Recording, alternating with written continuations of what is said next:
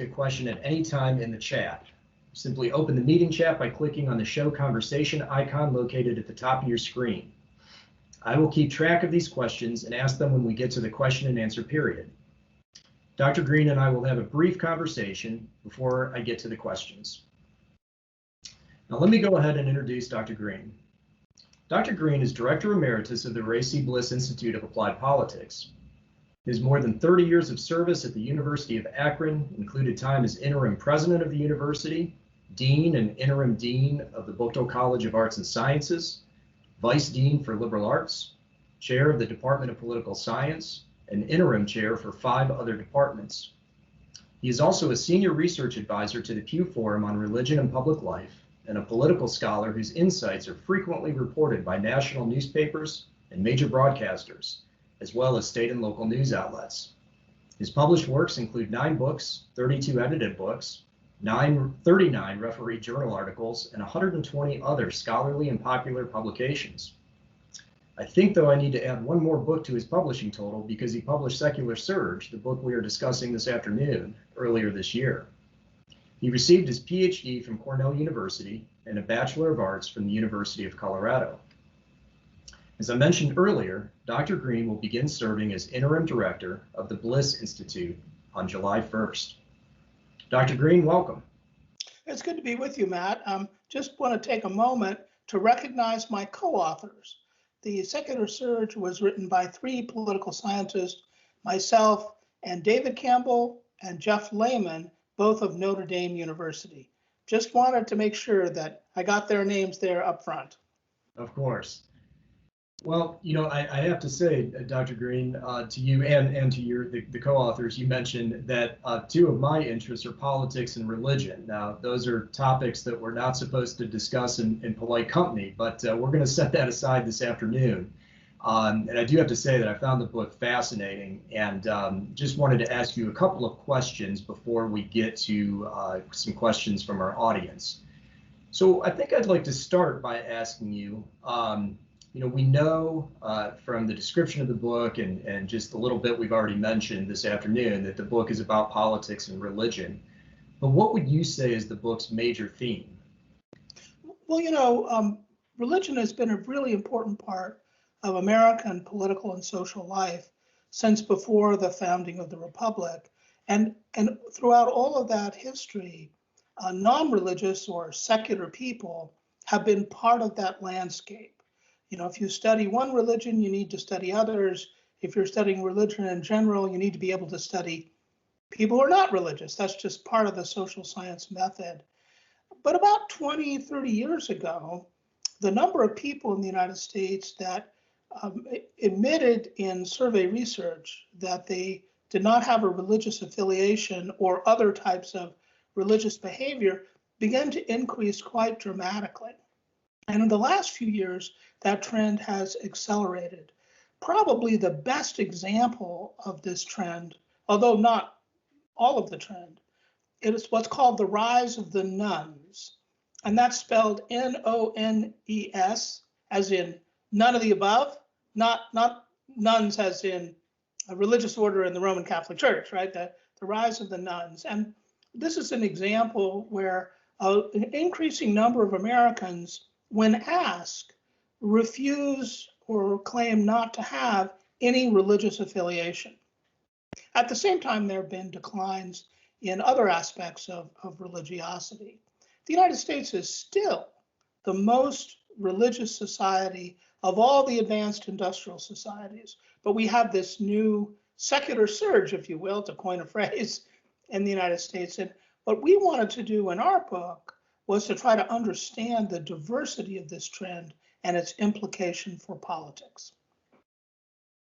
So, you know, one of the things that I found interesting in the book, when we talk about the distinction between those who identify as non-religious and those who identify as secular. So can you talk a little bit more about, you know, what is the difference between those? Because I think before, many of the studies that I've read, it focuses on, maybe religious and non-religious, but you and your co-authors have a number of different distinctions in there among kind of the non-religious, if you will. So could you talk a little bit more about that? Oh, certainly. It turns out that the concept of non-religiosity and secularism are really two separate concepts. They're related theoretically, they're also related empirically, but they're two very different things. And one of the things we were able to do in this book, and in fact, maybe the most important thing we've been able to do, is to systematically distinguish between non-religiosity, which is really just the absence of religious belonging, behaving, and believing, and secularism, which is a separate set of beliefs, practices, and associations that reflect a secular worldview. Now, what do I mean by a secular worldview? It turns out some religious people have a secular worldview, but that's a way of looking at the world that does not rely upon the sacred and the supernatural, which are the hallmarks of religious worldviews. Now, we have many, many different religions, so there's a lot of variety among religious worldviews. In a way, non-religiosity, the non-religionists, are defined by what they're not. They're not religious. It doesn't tell us who they are or what they're like, just what they're not. On the other hand, secularism is defined in terms of what it is, a particular set of values, perspectives, and a point of view. And what we find is that one really can distinguish between the two things, and although they are related, they're conceptually and empirically distinct. For example, secularism is very strongly linked to politics in the United States. It's linked to a strong association and identification with the Democratic Party, with progressive political beliefs across the ideological spectrum, and with high levels of political engagement. On the other hand, non-religiosity is only weakly linked to politics. Non-religionists, if you will, who are not secularists, tend to be sort of mildly democratic. Many of them are independent in their partisanship.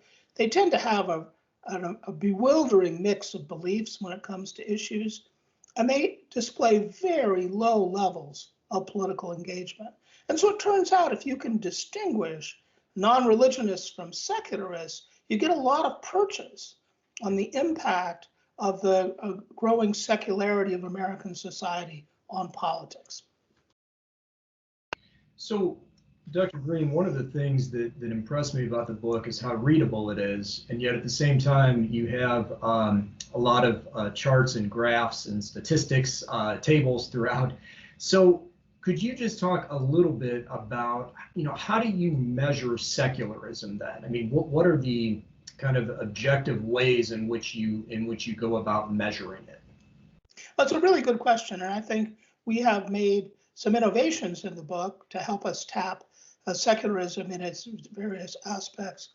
I have to say, though, that our book is hardly the final word on this subject, and we invite scholars and others to build on our work. I'm sure we can improve in measuring this, but we really do it in three ways, which tend to parallel religiosity, although they need not. It's just that's the way it happens to work out.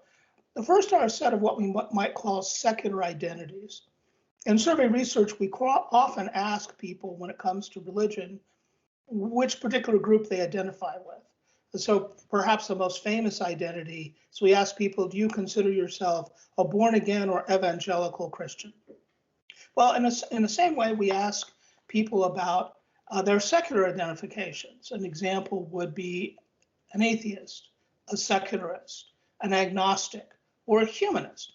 And it turns out that those four identities, atheist, agnostic, secular, and humanist, kind of hang together in survey data and help identify people who partake of secularism. Another really important measure is what might be called secular salience. In religious communities, we often ask people, how important is your faith to politics, to everyday life, to making decisions? And then how much guidance does it give you as you lead your life? Well, we have a parallel measure for secular people. We ask, do you consider non-religious beliefs, such as derived from science or philosophy, to be an important part of your life or not? And if people say yes, then we ask them, do they these beliefs give you a great deal of guidance, quite a bit of guidance, or just some guidance in your daily life? Put those two items together, you get a very powerful measure. But the most powerful measures are what you might call secular belief measures. And we found 8 of them after much experimentation that turned out to work very well. I'll just highlight a couple of them. In some ways, the most powerful of these beliefs is the following. Do you agree or disagree with the following statement? Factual evidence from the natural world is the source of true beliefs. And people are allowed to say whether they strongly agree, have no opinion, disagree, or strongly disagree. Another item is to understand the world, we must free our minds from old traditions and beliefs. Not all those old traditions and beliefs are religious, but many of them are, but there are other kinds of older beliefs as well. Another really good example of a secular belief is when I make important decisions in my life, I rely mostly on reason and evidence, as opposed to other kinds of values or other kinds of beliefs. I particularly like that item because it's easy to see how a traditionally religious person might answer that question in the affirmative. After all, lots of people rely on reason and evidence, which is a really important point because non-religiosity and secularism are separate things. They actually overlap. And there are pure secularists, there are pure religionists, if you will, but there are also religious people who partake, at least to some degree, of secular beliefs. And this is an example of the richness that comes from being able to measure these secular aspects with some precision. So, in Dr. Green, just to clarify, those were some of those same principles that you just described to define secularism. Those were also used to define religiosity, correct? I mean, that's been a tradition in the field to use those type of criteria that you mentioned to describe religiosity. So one of the things that you and your authors did was take some of those, develop them further, and then apply them to the secular realm. Is that fair to say? Yes, that's fair, Matt. And it turns out, because of extensive research on religion, there was actually very little that we could add on that side. This is a topic that's actually fairly well understood. But what we could do was expand that to include secular beliefs that might be held by religious people, but also beliefs that would clearly distinguish a secular person from a religious person, but also from someone who's merely non-religious. Got it. Well, let me ask this, kind of, I guess this might be a chicken and egg question, but do people, based on the research that you did for the book, do people choose their political views based upon their religious identity, or do they choose their religious identity based upon their political views? Well, the answer, which surprises a lot of people, is that it goes both ways. There certainly are people who take their religious beliefs, or their secular beliefs for that matter, and that leads them to certain political views. But interestingly enough, people's political views often lead them to particular religious perspectives or secular perspectives. Maybe the best way to think about this, not the only way, but the best way, is to think about a person's life cycle. Most people are raised in a certain value context. It may be a religious context or some other kind of context. But then as they mature and they become adults and they go through life, lots of things happen to them. They get married, perhaps, they have children, they have a career, they have ups, they have downs. And politics constantly changes, but also people's understanding of their own values constantly change. And so you have an interaction between political views, which are sometimes the most important, the leading edge of the change, And sometimes it's religious values or other kinds of values. Sometimes they're the leading edge of the change. I think to many people, this comes as a big surprise because there is a tendency, and not an unreasonable one, to think about basic values, whether they're religious or otherwise, as being kind of foundational and not changing, when in fact, while they may be foundational, they do change all the time. Think of it this way. Imagine a person who grew up in a particular church that was very conservative. But then because of their own experiences, they found themselves being more and more liberal politically. They might find another church or they might, leave religion entirely. And you can imagine the opposite happening. Imagine someone that was raised in a non-religious home, but then comes to have an increasingly conservative, let's say, conservative values on moral issues, and suddenly finds religious values very, very appealing and goes and joins a church or a synagogue or a mosque. So one of the interesting things about this is that the relationship between religion and the rest of life, including politics, is very complicated with a lot of interaction effects. I do see some questions starting to appear in the chat, so please continue to send those in before we get to those questions, because I think I have one more question here that might be a good lead into some of these. Was wondering if you could talk a little bit, Dr. Green, about the religious makeup within each party. I mean, obviously, I think many people who are broadly interested in the topic know that there are different views of religion and secularism between the parties, but what about within the parties? So in other words, within the Democratic Party and within the Republican Party, is there tension around the issue of religion within the parties today? Well, religiosity and secularity, if you will, are very important factors in the things that divide the Democrats from the Republicans.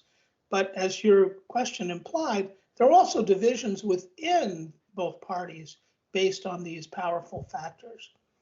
For instance, the Republican Party has over time increasingly become a party of religious traditionalists.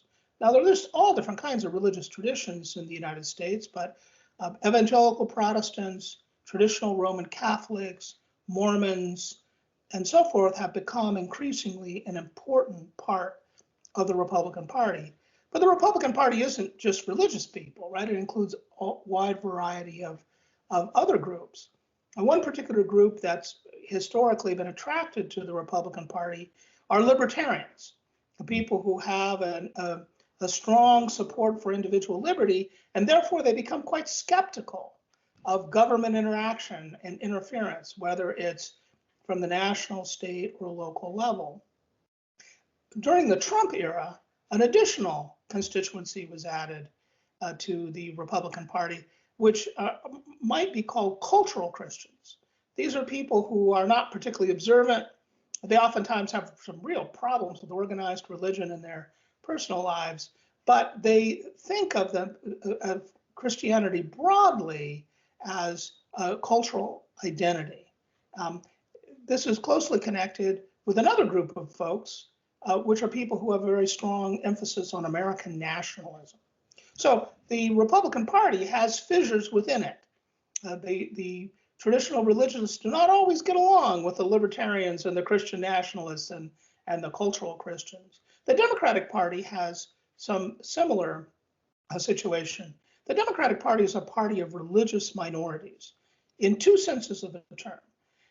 Part of this is ethnic and racial minorities. So Black Protestants, Hispanic Catholics, Korean Methodists are all examples of racial and ethnic minorities that are attracted to the Democratic Party. But there are also religious minorities, Jews, Muslims, Hindus, another important part of the Democratic constituency. But along with that, there are progressives of various kinds and secularists. Turns out that secularists are becoming a very important constituency in the Democratic Party. As you can imagine, secularists oftentimes don't get along with Black Protestants, Hispanic Catholics, Jews, and so forth, because their orientation while they may not be hostile to religion, their orientation is to a more natural explanation of the world, whereas these other groups, despite all their diversity, share an emphasis on the supernatural and the sacred. So we have divisions within the parties as well as divisions between the parties based on religiosity and secularity. Let me just ask about one more group within that category, because in reading the book, I was struck by this. Atheism. How does that figure into modern day American politics?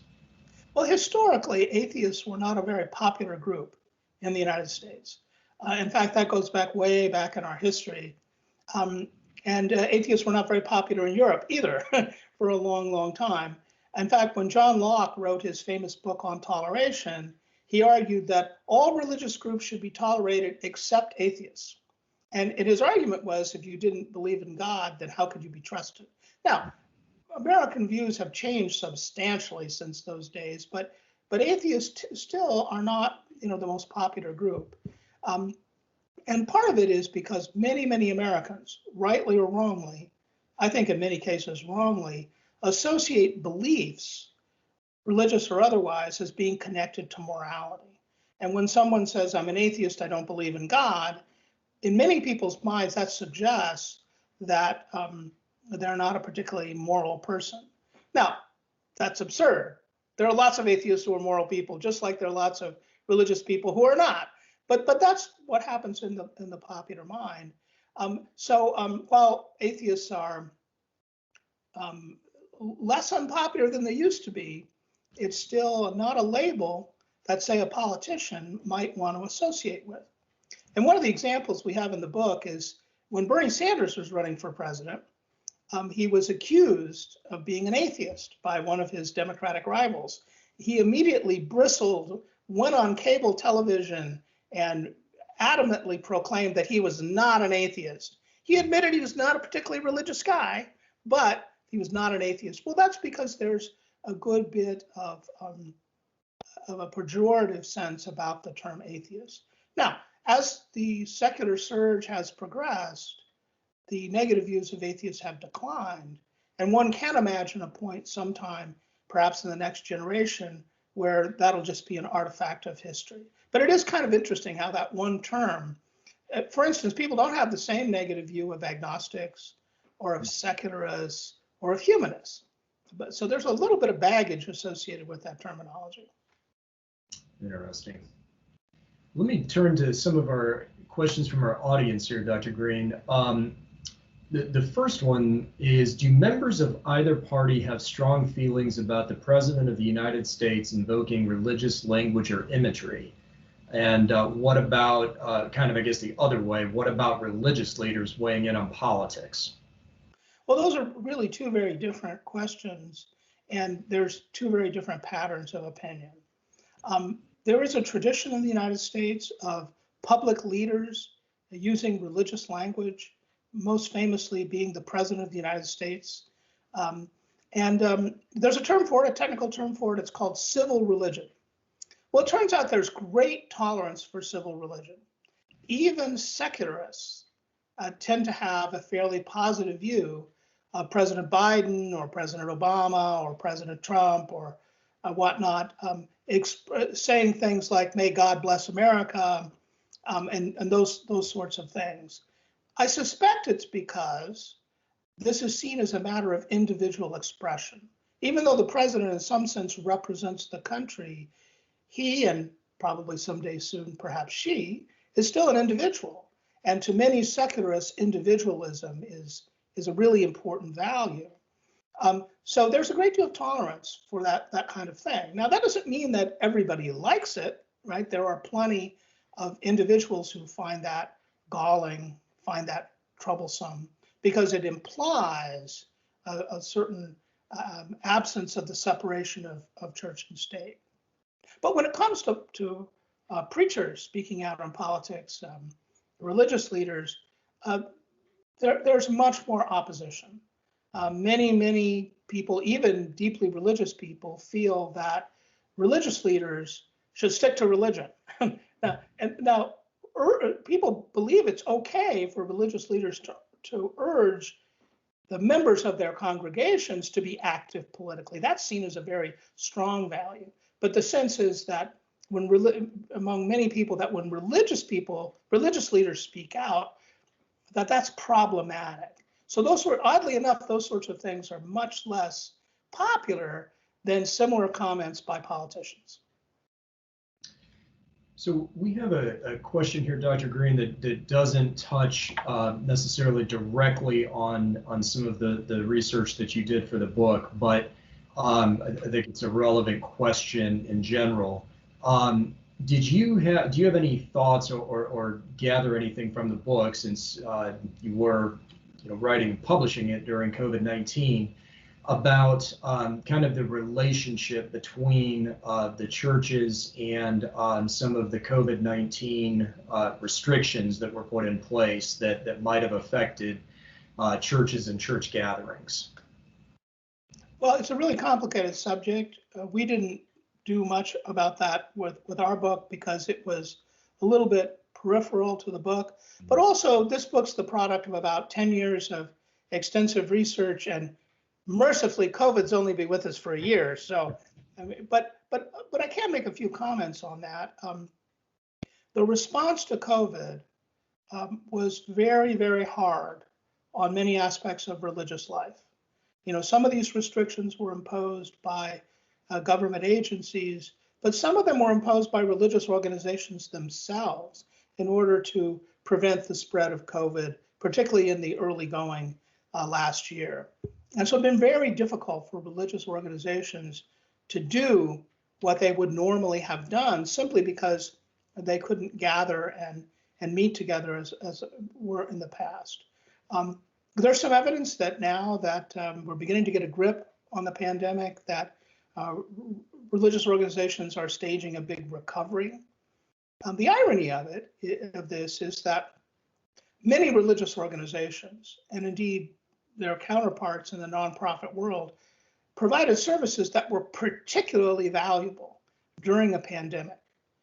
And exactly when they were the most valuable, these organizations were unable to deliver them because of the needs to restrict the spread of the virus. It's interesting, other polling suggests that for people with a high degree of religiosity, the pandemic actually strengthened their faith, or at least they say so. But for people with very, very low levels of religiosity, maybe even being non-religious, the pandemic either had no effect or reduced their faith. Now, you might ask, if somebody's not all that religious, what do they have faith in? Well, it may have been faith in their community, it may have been faith in their government. So it's really kind of interesting, a kind of two edges of the curve, right? People who were with a strong faith of one kind or another felt strengthened. Those without that felt that faith, whatever it was weakened. Well, let's hope, as you indicated, that COVID is only with us for a short time more, and that we can leave it behind. So I will remind everyone, just again, questions are coming in through the chat. Thank you so much for posting the questions. Also, I should have mentioned before, if you are interested in finding out more about Secular Surge, the book, we do have a link in the chat to Cambridge University Press, which is the publisher. I have some more information about the book, as well as ways to purchase it if you would like. We have a question here from one of our local civility experts. Does the research of Secular Surge indicate a step toward or away from the acceptance of pluralism? In many respects, the work of our book suggests that the Secular Surge encourages pluralism, because it's adding a new kind of pluralism, a new dimension to pluralism. Just like the religious community is not all alike, we have different kinds of religious people. There are different kinds of secular people and different kinds of non-religious people. So looked at from that point of view, we have a new dimension to American pluralism. Now, having said that, when changes like this occur, there often is a lot of conflict.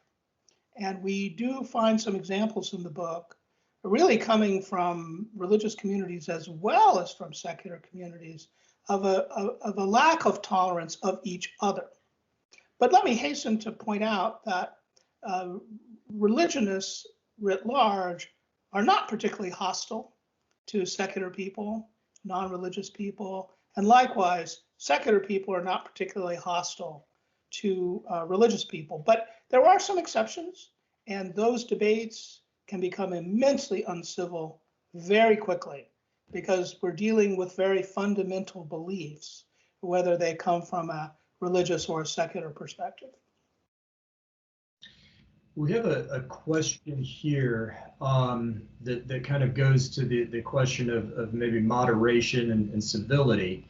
Do secular people or secularists tend to be more inclined to the political extremes, or are they more likely to be politically moderate?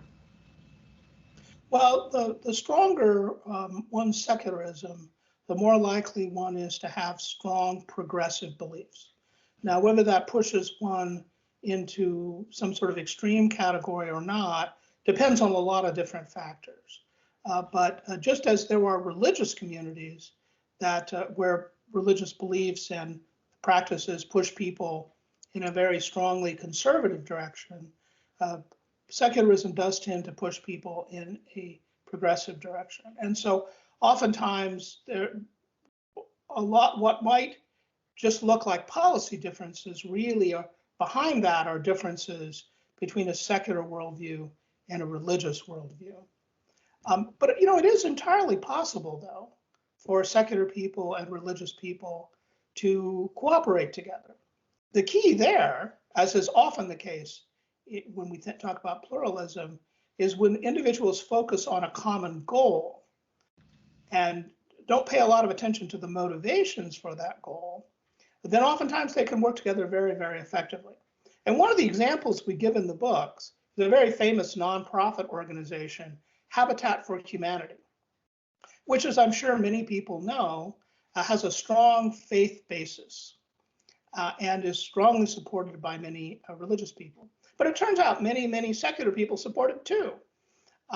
Religious people do it out of their religious values. Secular people do it out of their secular values. What brings people together at Habitat for Humanity is the goal, to provide housing for needy people.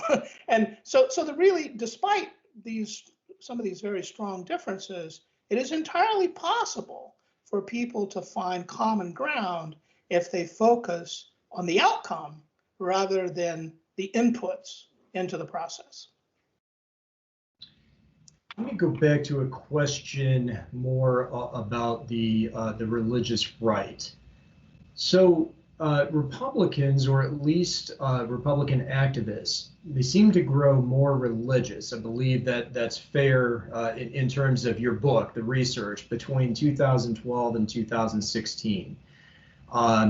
And yet Donald Trump, who many would argue was less associated with religious themes than Mitt Romney, the respective Republican candidates at that time, Donald Trump actually received more support from religious voters than Romney did on the Republican side. So what was your conclusion, if you had one, of why the religious right supported Donald Trump and supported him in relatively high numbers?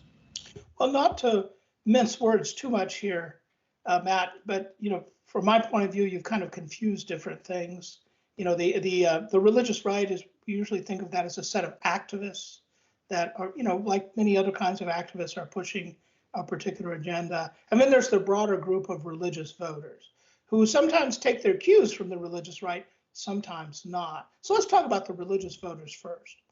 To the surprise of many people, lots of traditionally religious people ended up supporting President Trump, sometimes not very happily, but they ended up supporting him. And whatever one may think of President Trump's issue position, certainly his lifestyle did not seem to fit very well with many traditionally religious people. And so why did this happen? Well, we have to remember that an election is a choice between real candidates in real time.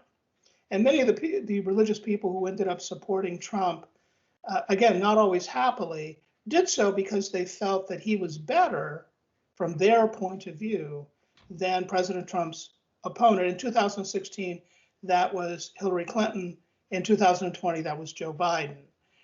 And particularly on issues like abortion and the important question of potential appointments to the United States Supreme Court.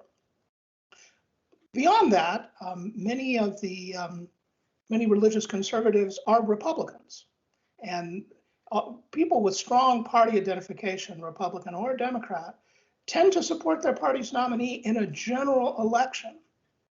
If you look, not necessarily in a primary. So if you look back at the primaries in 2016, and state after state, Donald Trump actually lost the most religious voters. He lost them to Ted Cruz, to Jeb Bush, to a variety of other candidates. But when it came to the general election, we live in a polarized politics today. Those party ties tend to pull people, and it's not just something that happens with religious voters. It happens with other kinds of voters too. For instance, there were many progressive voters that were not all that happy with either Hillary Clinton or Joe Biden. They were for Bernie Sanders or for some of the other candidates that ran in 2020. But once we came to the general election, maybe they had to hold their nose to vote for the party's nominee, but clearly the Democratic Party nominee was preferable to them to the Republican nominee. So part of this is just the dynamics of a two-party politics. If we had a different kind of politics, say multi-party system, things might work out very differently. Let me ask this question about our kind of shared civil values. So does the decline of religion and the ascent of secularism imply that there is a fracturing of those values, that we are losing an important tie that binds people together? That's a worry, and many scholars, whether they're interested in politics or not, have worried about this. It turns out that religiosity is very strongly connected with civic engagement. We can leave politics out of it for a moment, but if you think of all the nonprofit organizations and services, from education to hospitals to daycare and so forth, that are supported by civic volunteerism, and much of that is religious civic volunteerism. And to the extent that religiosity declines, those types of activities may be imperiled. They may be reduced, and there could be some serious detrimental effects. But here's another place where the distinction between secularists and non-religionists turns out to be important.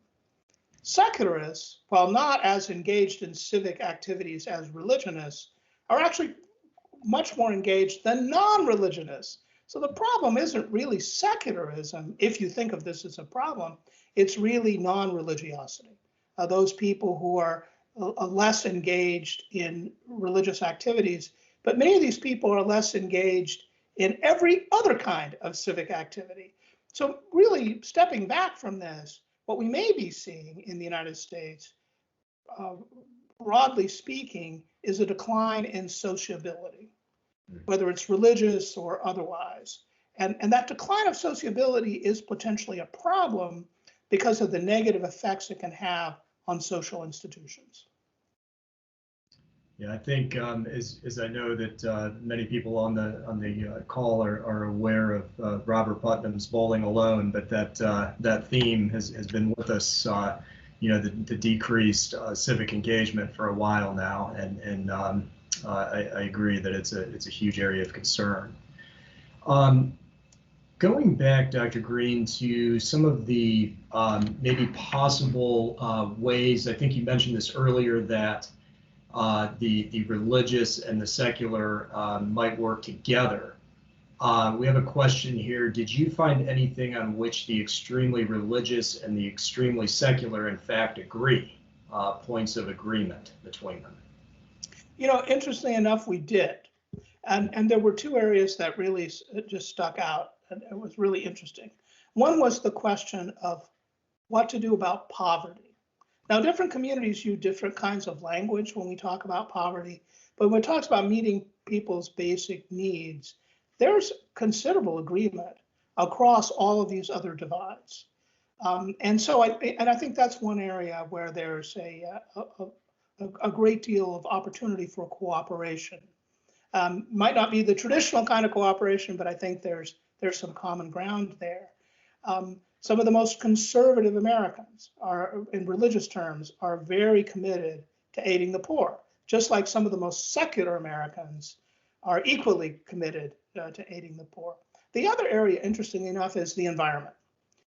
And because I think many people can see, both in the science that's being discussed, but also in other kinds of discussions, that caring for the earth, caring for nature, preserving the natural environment is a very positive thing. And that's another place, interestingly enough, where we find some common ground, even though individuals may come at this from radically different perspectives. Let me ask too, what do you see as influencing this rise of secularism? In other words, is it fair to say that the rise of kind of the, if we want to use the phrase, the secular left, is intertwined or caused by the rise of the religious right? Because obviously, we talk about the rise of the religious right in the 70s and 80s. Is there, again, almost some common ground or similarities in their foundings, even though they're coming at this obviously with some very different views? Well, when political commentators talk about these issues, they often like to talk about the religious right, this set of activists in organizations that are pursuing a particular agenda, and they like to counterpose that to the secular left or a secular left. Well, what we discovered is the secular left isn't quite there yet. While there's a growing number of non-religious people and an increasing number of secular activists, that group still hasn't found a common identity. They haven't forged the kinds of alliances amongst themselves to make them consistently effective in politics and in policy matters. And what's interesting is that if one were to go back to the early 1980s, one might have described what we now call the religious right in exactly the same terms.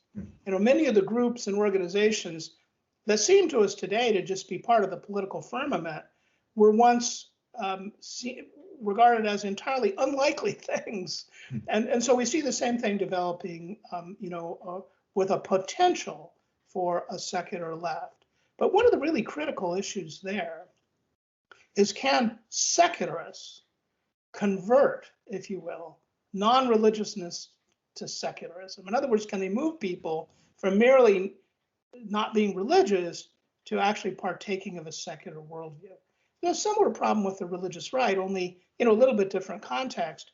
How did strongly motivated religious activists persuade sort of ordinary, conventional religious people that they needed to be part of a broader set of political organizations? And it took a lot of doing.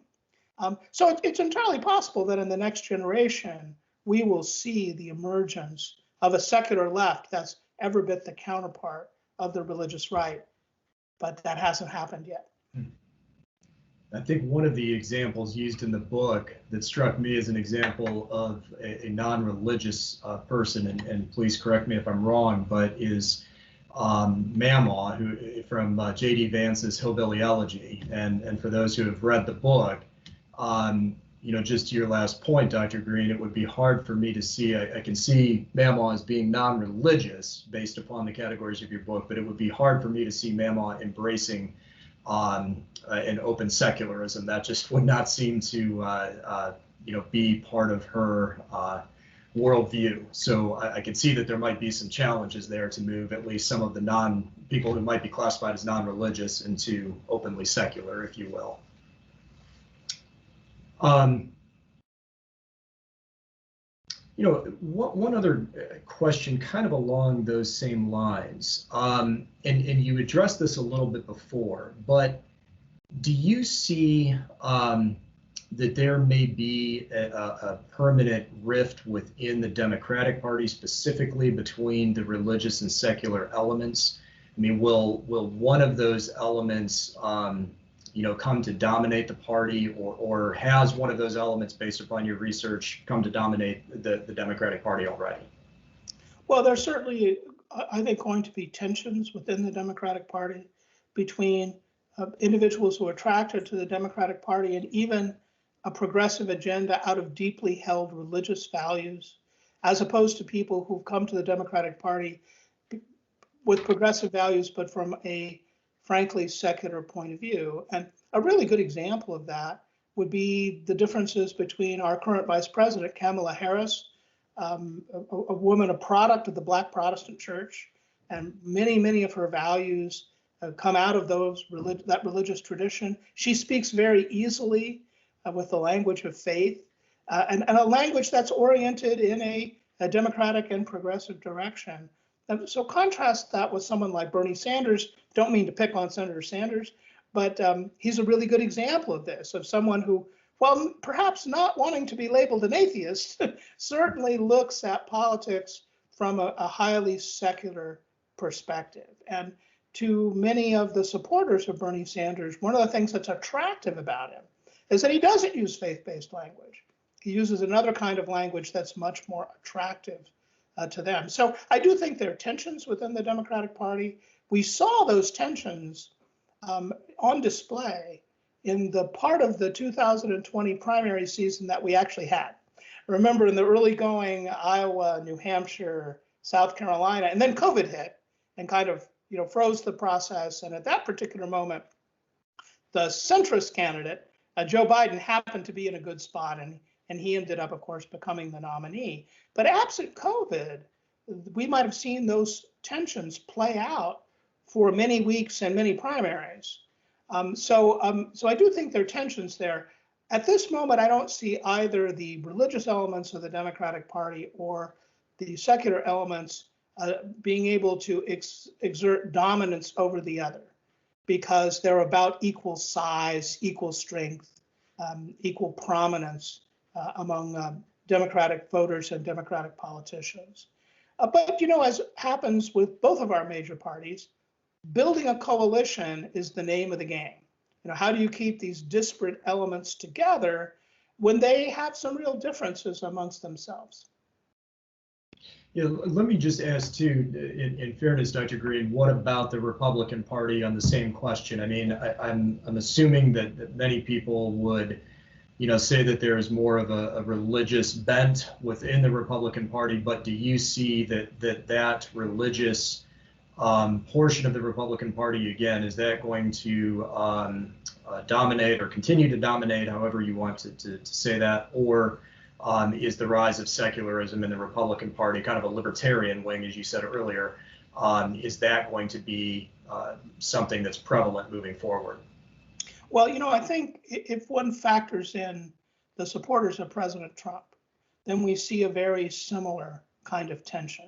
Now, it's in the Republican Party, so the landscape is a little bit different. But you do have these tensions between religious traditionalists in the Republican Party and the libertarian wing of the party. They can agree on some things. They have real trouble on other things. But what President Trump was able to bring into the Republican Party in a variety of respects, but one aspect of it was to bring in the group I described earlier as cultural Christians, people like the family of J.D. Vance and Hillbilly Elegy, who have a kind of broad cultural identification with Christianity and maybe with religion in general, but are not particularly observant, have some real problems with the leaders of organized religion, but that group may find itself at odds both with libertarians and religious conservatives, because their focus is on nationalism, it's on populism, it's not on the top agenda items of the other factions.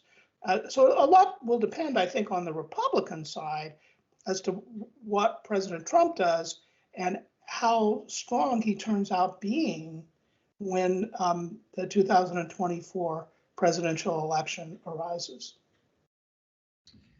So we began this conversation talking about kind of the secular surge, and a lot of this conversation has obviously, because of the subject matter of the book, talked about kind of the rise of secularism. But for those in the audience who may be religious or appreciate religious expressions, do you see this the rise of secularism and the decrease in religiosity? Is that bad news for religion and religious people? No, not necessarily. It could very well be that many religious people, whatever their politics, are concerned about the rise of non-religiosity and secularism because in aggregate it might suggest a different kind of society where they wouldn't fit very comfortably. But on the other hand, the large number of non-religious people provides an enormous opportunity for religious institutions of all kinds, of all traditions, to reach out to people, particularly in a time like the pandemic when there are real human needs. One of the things that religious institutions of all kinds do is they help people meet their temporal needs as well as their spiritual needs. And so I think there's just great opportunities for religious people. And so there is at least a silver lining and maybe even some bright sunshine in this trend, because there's just a lot of people looking for alternatives that could be satisfied by religious groups. Great. Well, I think we're almost getting to our time here, but we have time for one last question. One of the things that you had mentioned earlier is that you hope that your book was not the stopping point for the research on this subject, right? And that other scholars would take it and advance it.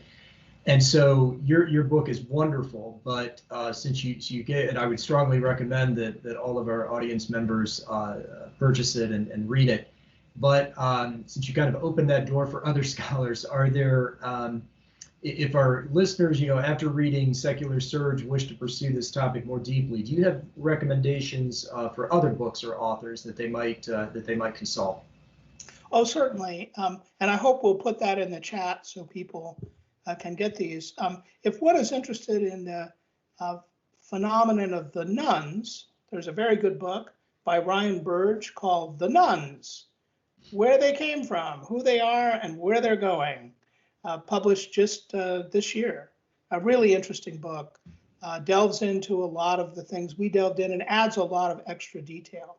If one is interested in secularism per se, another good book is by Phil Zuckerman, Living the Secular Life.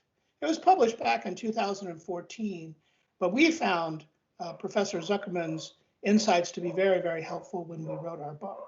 And if someone wants a kind of broader view of the religio-secular landscape, if you will, then you can't do much better than American Grace, a voluminous book on all of these topics by Robert Putnam and one of my co-authors on this book, David Campbell. So there's some good books that I highly recommend people to read if they're interested in these topics.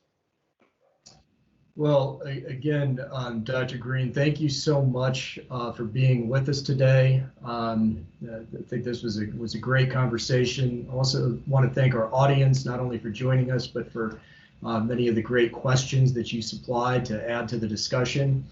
I hope that all of you found the discussion enjoyable and valuable. Let me just, before we conclude today, share two upcoming virtual events with you. The first is actually occurring on Friday, so just 2 days from now. This is the 2021 Akron-Canton Regional Impact Ohio Conference, which will take place again this Friday, April 23rd from 8:30 to 1 p.m. The conference will include talks with elected officials, and actually Dr. Green will be moderating a conversation on the state of Ohio's political parties, which will feature, in addition to Dr. Green as moderator, Chairman Bob Paduchik of the Ohio Republican Party and Chairwoman Elizabeth Walters of the Ohio Democratic Party. There'll also be a conversation about Ohio's operating budget, which yours truly will be moderating that, which will feature several of our elected officials involved in the budget process right now. So you can register, I believe, yes, we have the registration link in the chat if you are interested in that. The next event is a bit of a way off, so you'll have plenty of time to hold the date for this. This is the State of the Parties Conference, which the University of Akron's Bliss Institute of Applied Politics will sponsor. And this is going to occur on November 4th and 5th of this year.